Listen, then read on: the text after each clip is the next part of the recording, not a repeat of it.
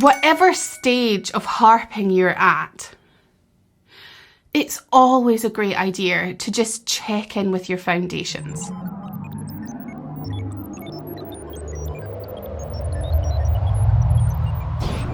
It's not actually about putting your thumb higher.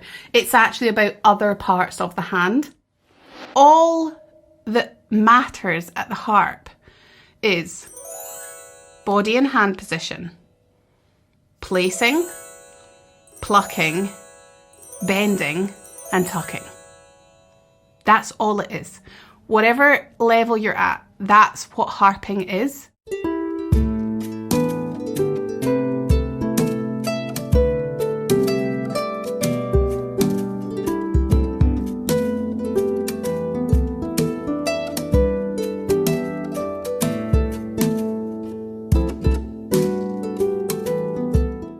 And the one thing I wanted to mention about this was that often it's not actually about putting your thumb higher.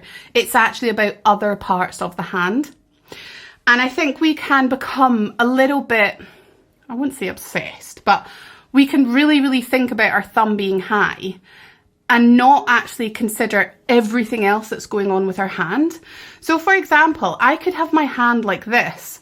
My thumb's still high, but I am not going to make a nice sound with my hand like this at all.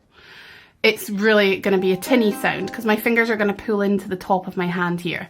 My thumb's high, but I'm not going to make a nice sound.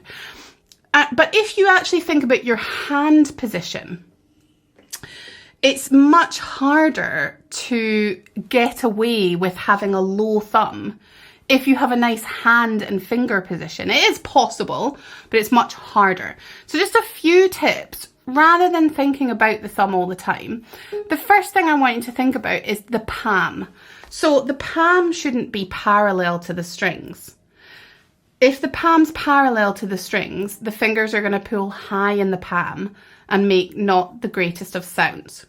And also cause tension, because when you pull your fingers in like this, that creates tension, as opposed to pulling your fingers in like this, which is a release of tension. So the first thing I think is useful to think about is opening the palm.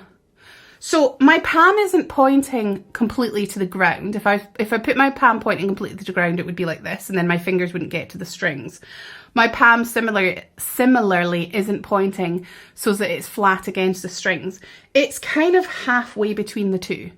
So my palm is open, and with my palm open, if my thumb's low, like, it feels really different to have my thumb low, and it's impossible with my palm open to have my thumb low and not bend under the fingers. Okay, and we all know that our thumb should be bending to here on our fingers. It shouldn't be bending away into the palm. We all know that. And so opening the palm, it's harder to have the thumb too low, I think. So that's the first thing, is think about opening the palm. Rather than think about pushing the thumb up, think about opening the palm. And the next thing is to think about the fingers being low. Because again, you can have an open palm and have your fingers high, which in turn makes my thumb low.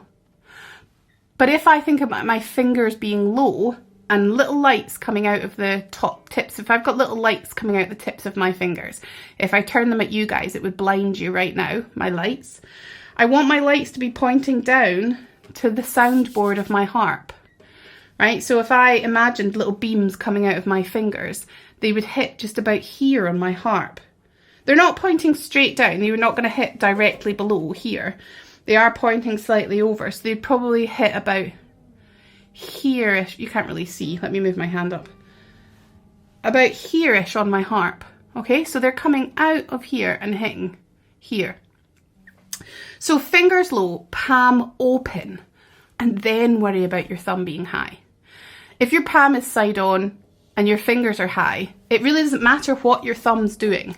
So I just think it's useful for us to just think in a slightly different way. We can become obsessive about the thumb. Open palm, the lights on the fingers pointing down, I think is a great way to think about it. If you want to think about it at all. So I hope that helps a little, if any of you out there are just wanting to do a little check-in with your hand position. The other thing I want to mention is that whatever stage of harping you're at, it's always a great idea to just check in with your foundations. Whether you are harping at an early intermediate standard, or you're harping at an advanced standard, or a beginner standard, having a check-in with the starter course material is such a helpful thing for everyone to do. Even if you're making a beautiful sound, you're happy with your sound, all of those little check-ins are going to be so useful for you. And remember, every step of the way, whatever you're playing, whether it's a jig, a fast jig, or it's Debussy, or it's a slow lullaby, or it's the most simple version of Twinkle Twinkle Little Star, whatever you are playing, all that matters at the harp is body and hand position, placing, plucking, bending, and tucking. That's all it is. Whatever level you're at, that's what harping is.